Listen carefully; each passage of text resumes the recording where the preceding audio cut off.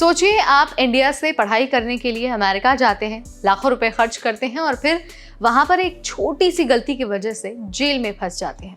यही हाल हुआ है 21 साल के इंडियन स्टूडेंट का, जिसका नाम है किशन कुमार सिंह। वो FBI एजेंट बनकर करीब एक 80 साल की बुजुर्ग महिला को ठगने की कोशिश कर रहा था और अब वो $10 लाख की जमानत पर जेल में है। लेकिन ये कोई अकेला केस नहीं है, बल्कि कुछ हफ्ते पहले 2 और भारतीय स्टूडेंट्स को ऐसे ही ठगी करने के आरोप में गिरफ्तार किया गया था। तो आज की इस वीडियो में हम बात करेंगे कि आखिर ये ठगी होती कैसे है, इसका असर स्टूडेंट वीजा पर क्या पड़ता है, और आप अमेरिका में रह रहे हैं या फिर जाने वाले हैं तो ऐसी सिचुएशन से खुद को कैसे बचाना है। Hi everybody, I am Neha Upadhyay and you are watching NBT Tech Ed। 21 साल के किशन कुमार सिंह एक इंडियन स्टूडेंट हैं। उन्हें गिलफोर्ड कंट्री, नॉर्थ कैरोलिना में पुलिस ने अरेस्ट किया है। आरोप उन पर यह है कि उन्होंने खुद को फेडरल एजेंट बताकर एक करीब 80 साल की बुजुर्ग महिला को कॉल किया और उससे कहा कि आपका बैंक अकाउंट हैक हो गया है, सारे पैसे निकाल लो वरना सब चला जाएगा। और फिर उस बुजुर्ग महिला को कहा कि पैसे मुझे दो, मैं सेफ जगह पर रखूंगा।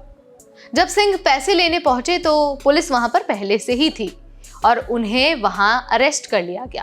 वो जेल में बंद है और उन पर फ्रॉड, एक एल्डरली पर्सन को एक्सप्लॉइट करने का और फेडरल एजेंट की नकली इमेज बनाने का आरोप लगा है।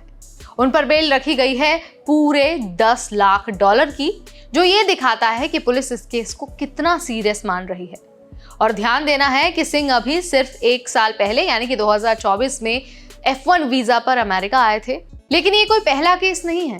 2 हफ्ते पहले भी 28 अप्रैल को एल पासो काउंटी में 2 और भारतीय स्टूडेंट्स को अरेस्ट किया गया था।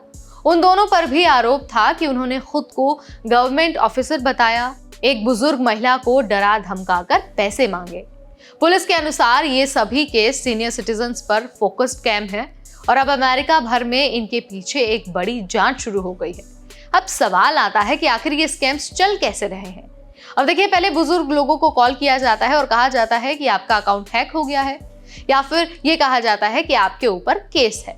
उसके बाद उन्हें डराया धमकाया जाता है और कहा जाता है कि अगर पैसे नहीं दिए तो पुलिस पकड़ लेगी, और लास्ट में ये कहा जाता है कि पैसे उन्हें दे दो, वो सेफ रखेंगे। बहुत सारे बुजुर्ग लोग डरकर पैसे दे देते हैं और स्कैमर्स कैश लेने उनके घर या फिर किसी बताए लोकेशन पर पहुंच जाते हैं। इसी टाइम पर पुलिस ने ट्रैक करके इन स्टूडेंट्स को पकड़ा है।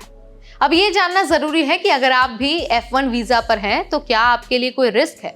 अब इसका आंसर है बिल्कुल रिस्क है, क्योंकि USCIS और ICE अब ज्यादा स्क्रूटनी में है।